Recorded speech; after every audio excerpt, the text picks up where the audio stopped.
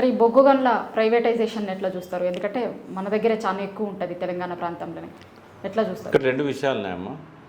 10 ఏళ్ళు కేసీఆర్ గారు ఈ ప్రతిపాదనలకు కట్టుబడ్డాడు. ఎందుకంటే సింగరేణి మనది. అప్పుడు తెలియక కాదు, అప్పుడు ఏం చేసిందంటే సమైక్య రాష్ట్రంలో కేంద్రానికి వాటా పుట్టించారు. వాస్తవంగా నిజాం ఈ బొగ్గు గనులను మనకు హ్యాండ్ ఓవర్ చేశాడు. 1886లో స్టార్ట్ అయిన బొగ్గు గనులు ఇవి. సింగరేణి అనే ఊరు ఇల్లందు దగ్గర ఉంటుంది, అక్కడ స్టార్ట్ అయిన బొగ్గు అనేది. సో మొత్తం నిజాం సంబంధించిన వాటాలు అవి. సో వాళ్ళకి ఏదో డబ్బులు కట్టలేక 49% వాటా తాకట్టు పెట్టారు సమైక్య రాష్ట్రంలో.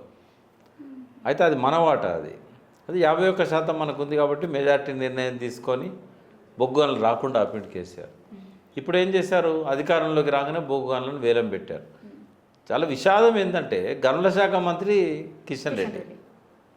తమిళనాడులో కూడా ఇట్లాంటిది ఒక బొగ్గు గనిని వేలం పెడితే అక్కడున్న ఈ బీజేపీ అధ్యక్షుడు, ఆయన ఐపీఎస్ అధికారి ఉండే, అతను రిక్వెస్ట్ చేసి బొగ్గు గనుల శాఖ మంత్రి దగ్గర పోయి, మన బీజేపీ అక్కడ పుంజుకోవాలంటే మీరు ఈ వేలం ఆపండి, రైతులు అక్కడ కార్మికులు వ్యతిరేకమవుతున్నారు, ఇది తమిళనాడు స్టేట్కు నష్టం కలిగించేది, కాబట్టి మీరు దాన్ని ఆపండి అంటే ఆ గనుల మంత్రే అడ్డుపడి దాన్ని ఆపిండు.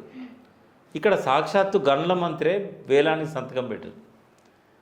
అంటే తెలంగాణ బిడ్డ కిషన్ రెడ్డి పాదయాత్రలు చేశాడు, ఉద్యమంలో ఉన్నాడు, ఆయనకు నోరు లేదా?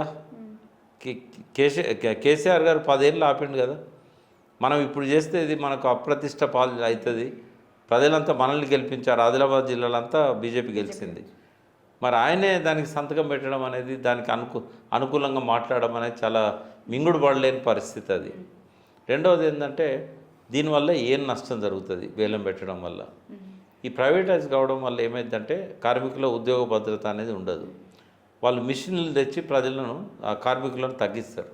అంటే 10 మంది చేసే పని ఒక మిషన్ చేస్తుంది. ఎంప్లాయ్మెంట్ కొత్తగా రాదు, ఉన్న వాళ్ళని కూడా ఏదో ఒక ప్రలోభానికి గురి చేసి విఆర్ఎస్ అంటారు, లంసంగా అమౌంట్ చూపెడతారు, తగ్గిస్తారు. రెండవది తేలిక వస్తుంది కదా అని ఓపెన్ కాస్ట్ మొదలు పెడతారు. ఓపెన్ కాస్ట్ చాలా నష్టం, పర్యావరణకు కూడా నష్టం, అది పరిసర ప్రాంతాల ప్రజలకు కూడా నష్టం. అది భూగర్భంలో అసమతుల్యత అనేది వస్తుంది, సమతుల్యత దెబ్బతింటుంది. కాబట్టి అది ప్రైవేటైజ్ వాళ్ళు చేస్తారు.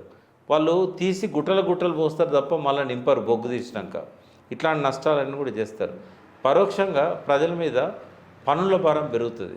ఎందుకంటే బొగ్గు పిరమవుతుంది. ఇప్పుడు గవర్నమెంట్ ఇచ్చే రేటుకు వాళ్ళు ఇయ్యరు, ఎక్కువ రేటుకి ఇస్తారు. ఎక్కువ రేటుకి ఇచ్చినప్పుడు ఏమవుతుంది, కరెంట్ ఛార్జీలు పెరుగుతాయి. థర్మల్ పవర్ స్టేషన్స్ అన్నీ కూడా దాంతోనే నడుస్తున్నాయి. డొమెస్టిక్ కనెక్షన్ పెరుగుతుంది, కమర్షియల్ కనెక్షన్లు పెరుగుతాయి, ఇండస్ట్రియలిస్టుల కనెక్షన్ల ధర పెరుగుతుంది. ఒక్కసారి ఇవన్నీ పెరిగినాయి అనుకోండి, రవాణా ఛార్జీలు పెరుగుతాయి. రవాణా ఛార్జీలు పెడితే ప్రతి వస్తువు ధర పెరుగుతుంది. ద్రవ్యోల్బణానికి దారి చేయడమే కాకుండా అధిక ధరల ఒత్తిడికి ప్రజలు తట్టుకోలేని పరిస్థితి ఏర్పడుతుంది. అంటే దేశవ్యాప్తంగా నిర్ణయం తీసుకున్నారు, మన దగ్గర కూడా తీసుకున్నారు. అది ఆపాల్సింది, వాళ్ళు ఆపలేదు. కార్మికుల విచక్షణకే మనం వదిలేస్తున్నాం. కార్మికులు ప్రతిఘటిస్తే తప్ప అది ఆగదు. కాబట్టి ఈ విషయంలో ఈ తెలంగాణకు, సింగరేణికి ఇది ఒక గొడ్డలి పెట్టు ప్రైవేటైజేషన్ అనేది. కేసీఆర్ ఎందుకు ఆపిండో ఇప్పుడు ప్రజలకు అర్థం కావాలి. Entire Singareni coal mine belt అంతా మనుగూరు నుంచి మొదలుపెట్టి ఇటు కాగజ్నగర్ దాకా ఎక్కడ కూడా టీఆర్ఎస్ ఎమ్మెల్యే గెలవలేదు. మరి సింగరేణి కార్మికులు టీఆర్ఎస్ను ద్వేషించినందుకు ఈ ప్రతిఫలాన్ని వాళ్ళు ఎట్లా జీర్ణించుకుంటారనేది వాళ్ళు అర్థం చేసుకోవాలి. సింగరేణి పరిరక్షకుడు కేసీఆర్ లేకుంటే రేవంత్ రెడ్డి అనేది దీంతో పట్టబయలైపోతుంది.